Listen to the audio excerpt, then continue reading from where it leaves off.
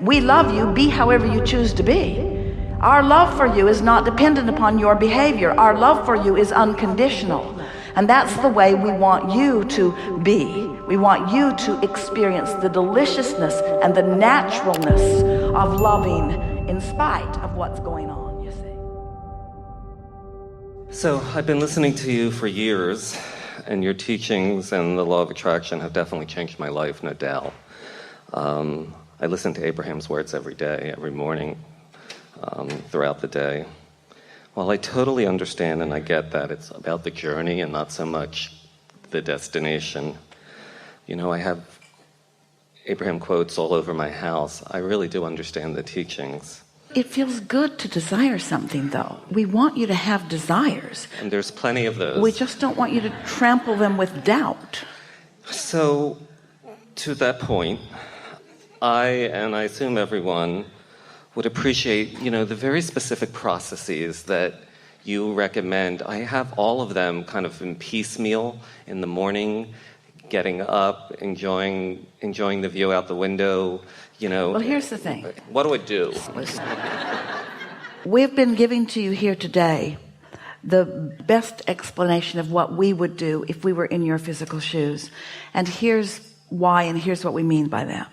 You're in the midst of some momentum because you've been around and you've been thinking, and the law of attraction has been responding to you and is responding to you. And so there is momentum that is happening.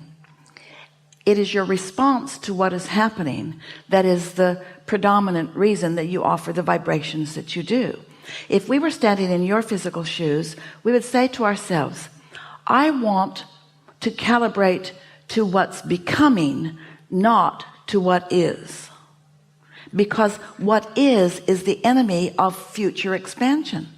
What is, your memories of things or your observations of things, are what hold you in slow motion or no motion.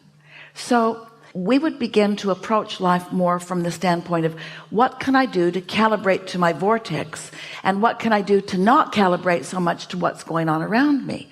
Now, it isn't that we don't think that there are nice things for you to observe. There are. We just want you to be more productive, selective sifters. In other words, don't spend time in conversations about the things that you do not want. Spend time in conversations about the things that you do want.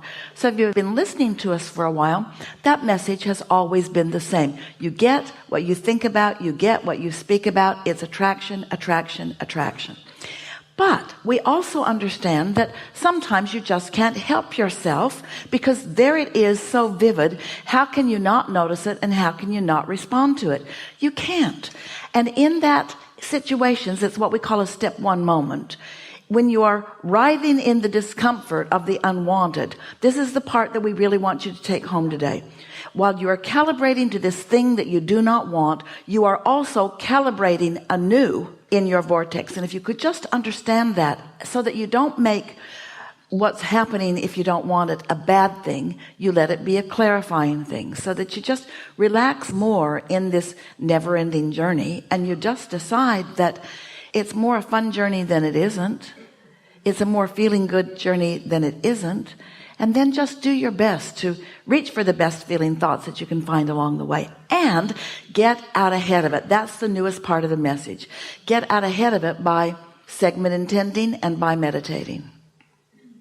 A belief is something that is a thought that almost feels like it thinks you, because it has momentum.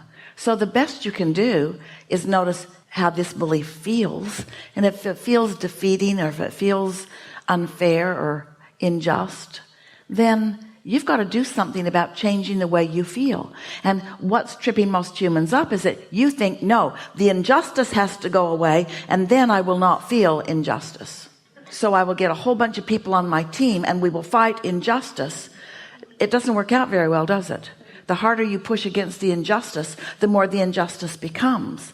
So what you finally have to decide is that you're going to step back and look at it from a broader point of view, where there is no injustice. They're just people utilizing the law of attraction in different ways, and you can utilize it in a way that makes you have what you consider to be a better life for you. There's no magic formula. You just got to do the work. And the work is pay attention to how I feel. And if I don't feel good, take my attention away from whatever it is that isn't feeling good. But don't just take my attention away from it, then give my attention to the other end of the stick, what I've calibrated it to be. So what's on your mind? Well, again, what I do to achieve that. So there's the meditation, and then directly after, I've heard you say so many times you did focus wheels for years. We love you all so much. You meditate for 15 or 20 minutes, and then you respond to life all day long. Yes. In other words, you watch television and you respond to it, and you talk to each other and you respond to it, and you go out to dinner and you respond to it. You're knee-jerk responding to almost everybody. You got to get out ahead of it. You got to stop responding, and you got to be better prepared before you walk into the room where you could respond. Esther's back here because she knows the room is too warm, and so she encouraged everybody to open the doors because it's 52 degrees outside. Want to go out there? And so back here, there's a door that goes right to the outside, has a big sign on it that says, don't open it. It has an alarm. Well, turn off the alarm. Turn off the alarm. So they did. And then nice men, too little, too late. You may have seen them stick a big stick over to ascertain that there's no air coming out at all. The thermostat says it's working. Everything says it's working. It's not working. So Esther's looking at, there are 8 of them in her hallway, and she just said, just open the door, just open the door, just open the door. It's a little too late to redo the air conditioning in the room. And she's feeling so good, she found it comical. 2 days ago she wanted to kill everyone. Today she's tuned in, tapped in, turned on. She's feeling good. She's just watching them.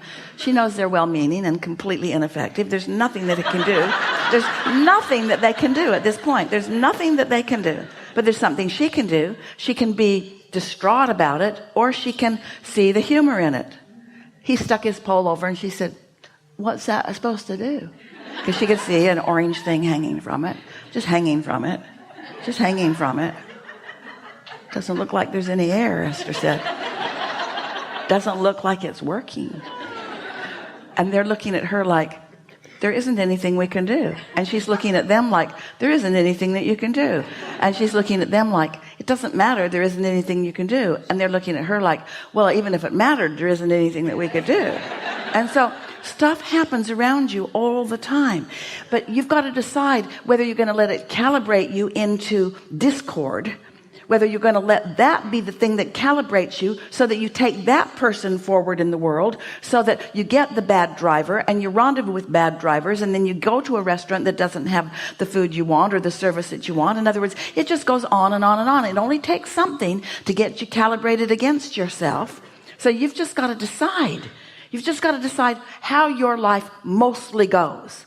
Because Esther's life mostly goes very well. It is a really rare experience to have a meeting room that's not ready for a meeting. It's a really rare experience. There may be many more now. But it doesn't have to go that way. In other words, this is a turning point. When you are in a situation that you don't like, it is a turning point. And it can turn whichever way you turn it. It doesn't have to turn you to more of what you don't want. It can turn you to greater clarity. It can tune you to greater tuning. It can make you more clear about what you want. It can cause you to make better decisions and follow up on your decisions more. There are all kinds of things that a situation that you don't like can activate within you. You just have to know that you're in charge of your life. And sometimes in a situation like this, it doesn't feel like you're in charge because something that matters isn't working.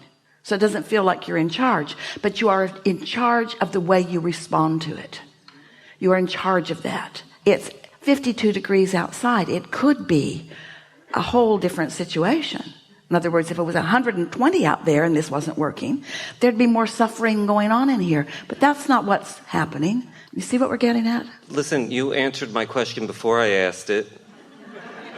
This is ridiculous. You answered all of my questions. And one of the issues really was the sense that we are all doing something wrong because we're not having a life like we assume Esther has. And now we see the life. Now you know. Yeah. Now you know. Truly. That You never get to the place that you're not doing the work. You never get to the place where you're not doing the work. We could give you the scenario of what Esther saw coming about this, but things get stuck in your vibrational craw, and then instead of doing something about them, you just sort of complain about them. And so it doesn't take very much complaining to manifest something. We are all in this together in this environment. You could say that this is everyone's point of attraction. We would say it is more strongly Esther's point of attraction than anyone else, in the same way that a parent is a stronger attraction for their children than anybody else, because Esther thinks more about this. Esther cares more about this. Esther makes decisions more about this. And sometimes, and this is really the thing that is applying to Esther, and maybe it's applying to some of you too. We know for sure it is, so we're just going to say this. When you begin calibrating and you tap into the resources that are available to you, and you create a really big life, you can't fall back into patterns of action to deal with the big life you've created. You just can't do it. When you do it, your body breaks down, or the air conditioner breaks down, or something breaks down, communication breaks down. You can't go back. You can't tap in to the bigness of who you are and attract the big experiences like Esther is attracting around her, and then count on her scheduling or her own physical effort or her own physical follow-up to keep things in balance. You can't go back to an action-oriented world once you've tapped into infinite intelligence and the source energy that creates worlds. You can't go back. You have to keep trusting and believing and asking and not responding and not trying to manage and not trying to manipulate and not try to get somebody who doesn't want to do their job to do their job. So if you've got somebody in place that isn't doing their job and you want them to do their job and they don't do their job, and then you yell at them because they're not doing their job, you're not doing your job. Touché. Yeah. Enough? Certainly. Thank you so Really much. good. Really good.